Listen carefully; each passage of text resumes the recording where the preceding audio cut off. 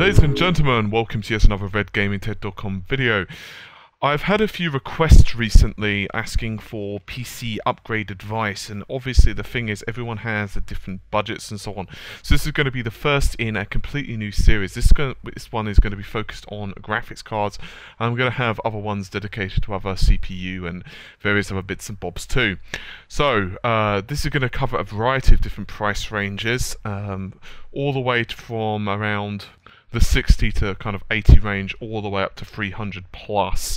So it's going to cover a variety of different budgets. I'm going to include both AMD and Nvidia cards in this little roundup. So hopefully you don't really have a preference of which card you prefer or which manufacturer you prefer. So anyway, let's just start, shall we? If you've not got much money to play with, around 60 to 90, you're probably best off sticking with ATI, oh, should I say AMD. The 6670 is around going to be about 60, and Radeon HD 7750 is going to be around the 90 range. If you've only got this amount of cash to play with, you could also decide to go second hand. Nvidia don't really have anything to compete with the ATI offerings here, so I'd recommend those two graphics cards for the performance. If you've got around $140 to pay with, or around the same in pounds, I'd recommend the GeForce GTX 650 Ti. It's a pretty nice card. You've got everything there that you'd expect. 1 or 2 gigabytes of RAM depending on what you're going to be going for. 128-bit memory interface is going to slow things down a little bit, and of course you've got a decent amount of text units at 64, 28 nm. It's a Kepler, so it's going to run fairly reasonable in temperature. So yeah, it's not too bad at all. If you've got a little bit more cash, however, personally, this is around 165, I'd probably opt for the ATI offering, and that would be the 7850. You can get the 1 gigabyte for 165 or so. I'm giving you arbitrary prices, obviously. The reason I'd go for this is because you've got much wider memory bandwidth. You've got 256 memory bus, which gives you almost double the memory bandwidth of the previous graphics card. Sure, you only get 1 gigabyte of RAM, but for the mid-range resolutions, you're probably going to be okay anyway.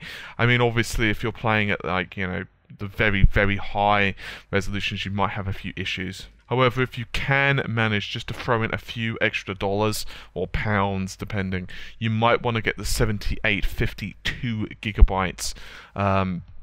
It's pretty much the same specifications in terms of memory bandwidth and everything else. The only real difference is you've got a lot more memory bandwidth to play with. So in some situations you could be better off. What I'd recommend you do is really kind of do some shopping around. Obviously there are some kind of good deals and so on.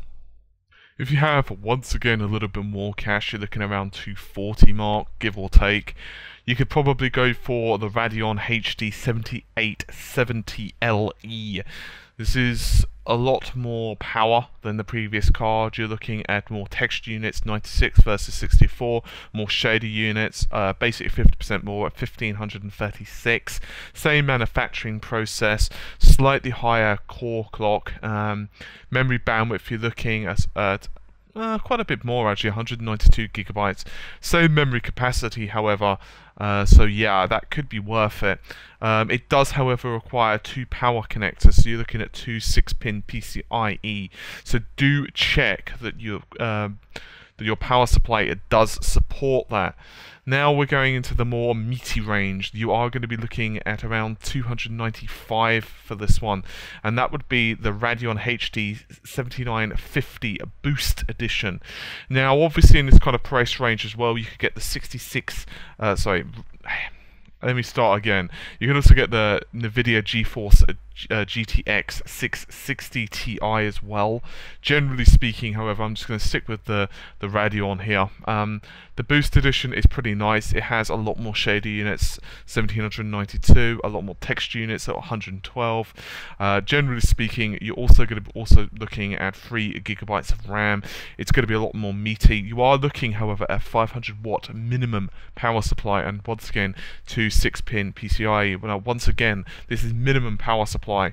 And personally, I always like to overshoot the mark because, well, obviously each system is different based upon what you're overclocking, how many drives you're running. You get the gist by now.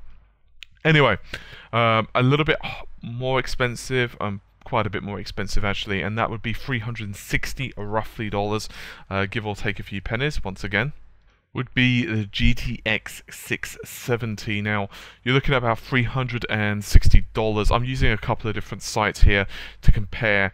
You can get similar-ish kind of specifications in the UK for just a shade under £300, so it kind of depends.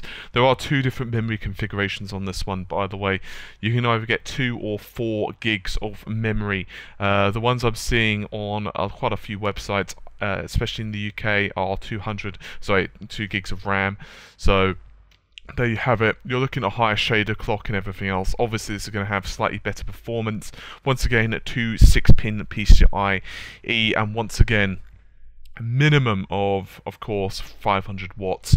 Once again, that is the bare minimum that I'd be comfortable with. Some people can of course get away with a little bit more depending.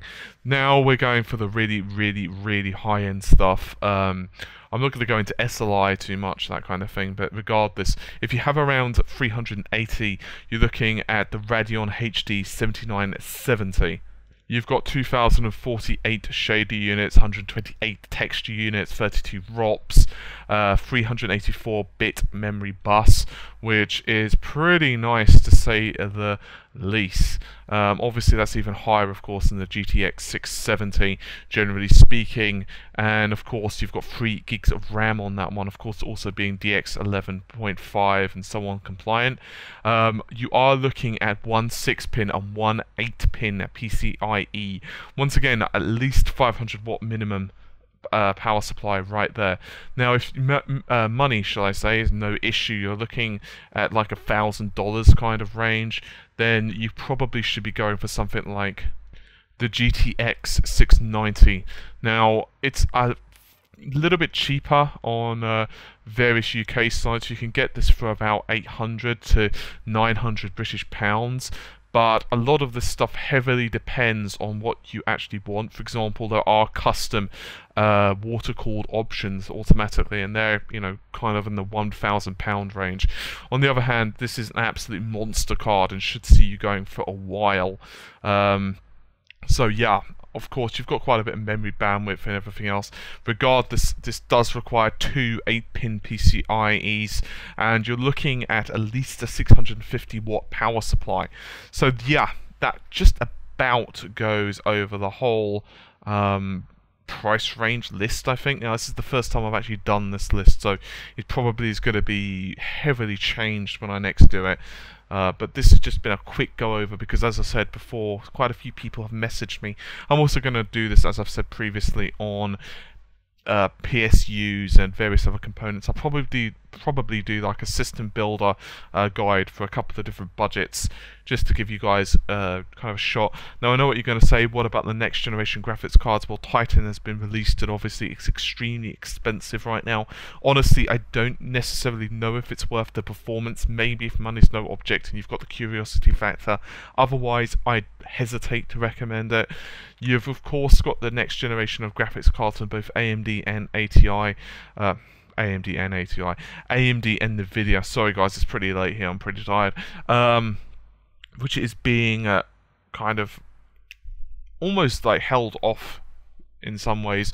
I'm sure that's going to happen soon, probably mid next year, probably mid this year, that we're going to see something regarding that. Regardless, anyway, I'm pretty tired, as you probably can tell from my random screw-ups there. So hopefully you've enjoyed the video, and I will see you soon. Take care of yourselves, and bye for now.